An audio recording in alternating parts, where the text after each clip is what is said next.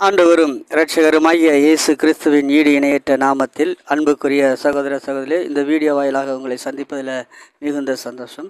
இன்றைக்கும் ஒரு தியானித்து கண்டு தானியேலின் புஸ்தகம் 6வது அதிகாரம் 12வது வசனத்திலிருந்து வாசிக்கிறேன். பின்பு அவர்கள் ராஜாவுக்கு முன்பாக வந்து, ராஜாவே, தகீத்தை குறித்து எந்த மனுஷனா 30 நாள் வரைக்கும் ராஜாவை உம்மை தவிர எந்த தேவனையாலும் மனுஷனையாலும் நோக்கி யாதொரு காரியத்தை விண்ணப்பம் பண்ணினால் அவன் சிங்கத்தின் கபியிலே போடப்பட வேண்டும் என்று நீர் கட்டளை பத்திரத்தில் கையெழுத்து வைத்தீர் அல்லவா என்றார்கள். அதற்கு ராஜா, அந்த காரியம் மேதியர்க்கும் பெரிசியர்க்கும் இந்த மாறாத பிரமாணத்தின் உறுதியாக்கப்பட்டதே என்றான். ஆம், அன்புக்குரிய சகோதர சகோதரிகளே, இந்த வேத பகுதியில் தானியேலை சிங்கக்கபியிலே தூக்கி போட்டார்கள். தூக்கி போடுவதற்கு அவர்கள் பொறாமையினால் நிறைந்து எப்படியாவது தானியேலை சிங்க இல்லாமல் ஆக்கிவிட வேண்டும் என்று பொறாமையினால் அவனை மற்ற எதிலையாவது குறை சாட்டலாம் என்று எதிர்பார்த்து கொண்டிருந்தார்கள். ஆனால் அவனை குறை சாட்டுவதற்கு வேறு எதிலையும் அவனை குறை சாட்ட முடியவில்லை. அப்படி இருக்க சில எப்படியாகிலும் இவனை குறை சாற்றி குற்றப்படுத்தி எதையாவது ஒன்றை செய்துவிடலாம் என்று எண்ணி, ஆனால் பார்க்கிறார்கள், ஒன்றிலும் அவனை ஒன்றும் செய்ய முடியவில்லை, குற்றப்படுத்த முடியவில்லை. அப்படி இருக்கக்கூடிய அந்த சூழ்நிலையில் இவனை தெய்வத்தை தேடுவதில் மாத்திரமே இவனை குற்றப்படுத்தலாமே தவிர வேறு எதிலையும் குற்றப்படுத்த முடியாது என்று இவனுக்காகவே ஒரு சட்டத்தை உருவாக்கி போராமை நிறைந்தவர்களாய் இருந்தார்கள். ஆனாலும் இவன் தேவனை நோக்கி உண்மையாக அவன் சொல்லுகிறான், ராஜாவுக்கே சிங்க கபியில தூக்கி போடுவதற்கு விருப்பமில்லை. ஆனால் மற்றவர்களோ அவனை கொலை செய்து விட வேண்டும் என்று எண்ணி போராமையில் நிறைந்து கொண்டிருக்கிறார்கள்.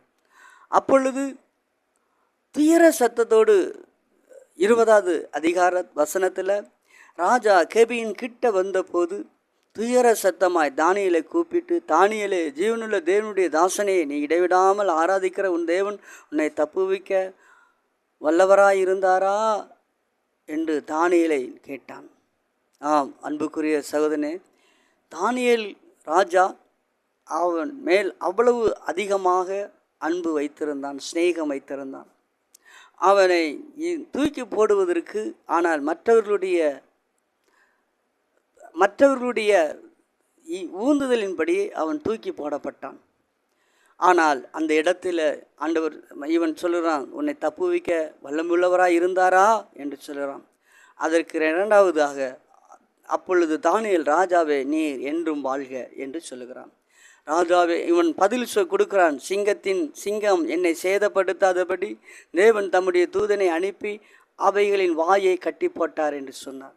ஆம், அன்புக்குரிய சகோதரனே, சகோதரியே, நீ தேவனுக்கு முன்பதாக உண்மையாக வாழ்ந்து கொண்டு இருக்கும் பொழுது உனக்கு முன்பதாக எப்படிப்பட்டதான சிங்கங்கள் வந்தாலும் தேவன் அவைகளின் வாயை கட்டுவதற்கு அவர் உண்மை உள்ள தேவனாய் இருக்கிறார். இதை குறித்து கேட்டுக்கொண்டிருக்கிற அருமையான சகோதரனே, உனக்கு விரோதமாக எத்தனை பேர்கள் எழும்பினாலும் கர்த்தர் உன் அருகே வந்து அந்த சிங்கத்தின் வாயை கட்டுவதற்கு அவர் போதுமானவராய் இருக்கிறார். அது மாத்திரமல்ல, அதை கேட்ட உடனே ராஜா சந்தோஷப்படுகிறான். அப்பொழுது ராஜா தானியேலை மிகவும் சந்தோஷப்படுகிறான். தானியேலை காட்டிலும் ராஜா மிகவும் சந்தோஷப்படுகிறான். அதுக்கு அடுத்து சொல்லுகிறான், இந்த தேவனை தவிர வேறொரு தேவன் இல்லை. ஆம், அன்புக்குரிய உனக்கும் இப்படிப்பட்டதான சோதனைகள் வருகிறதா? கலங்காத, திகையாத. மற்றவர்கள் இந்த தெய்வத்தை மகிமைப்படுத்துவதற்காகவே அந்த சோதனைகளும் உபத்திரவங்களும் வருகிறது. இவனை சிங்க கபியில் தூக்கி போட்டோம், ஆனாலும் இவனுடைய தேவன் காப்பாற்றினார் என்று இவனை குறித்து எழுதுவதற்காகவே தேவன் அதை அனுமதித்தார். இதை குறித்து கேட்டுக்கொண்டிருக்கிற அருமையான சகோதரனே, சகோதரியே, இந்த நாளிலும் ஆண்டவர் சொல்கிறார், சிங்க கபியிலே உன்னை தூக்கி போட்டாலும் கர்த்தர் அங்கே வந்து சிங்கத்தின் வாயை கட்டினவர். ஆம், அந்த தேவன் சிங்கத்தை ஒரு நபராக போய் குகையில் இருந்த சிங்கத்தை ஆட்டுக்குட்டியை கிழித்து போடுவது வண்ணமாக சிம்சோன் கிழித்தெறிந்தான். காரணம், அவனுக்குள் தேவ ஆவியானவருடைய பலம் அவனுக்குள் இருந்தது. இதை கேட்டுக்கொண்டிருக்கிற அருமையான சகோதரனே, இந்த நாளிலும் அந்த ஆண்டவர் உன்னுடைய வாழ்க்கையில் கடந்து வந்து இந்த அற்புதங்களை செய்வார். உனக்காக நான் ஜெபிக்கிறேன். மகா இரக்கமும் கிருபையும் நிறைந்த நல்ல தகப்பனே, அன்பு தகப்பனே, இதே போல் சிங்கத்தின் வாயினால் ஆண்டவரே கடிக்கப்பட்டு வேதனையோடு வாய்க்கு நீர் தப்பு வைக்கும்படி உங்களுடைய பிள்ளைகளை தப்பு வைக்கும்படி நான் ஜெபிக்கிறேன். இப்படிப்பட்ட நெருக்கத்தில் வாயில் மத்தியில் இருக்கிற ஒவ்வொரு மக்களையும் நீர் காப்பாற்றி வழி நடத்தும்படி, போராமையிலிருந்து வழி நடத்தும்படி நான் ஜெபிக்கிறேன். அதிலிருந்து விடுவித்து உங்களுடைய பிள்ளைகள் நீர் ஒரே தெய்வன் என்பதை காண்பிக்க கர்த்தர் கிருபை தாரும். பெரிய காரியங்கள் இயேசுவின் நாமத்தில் பிதாவே, ஆமென்.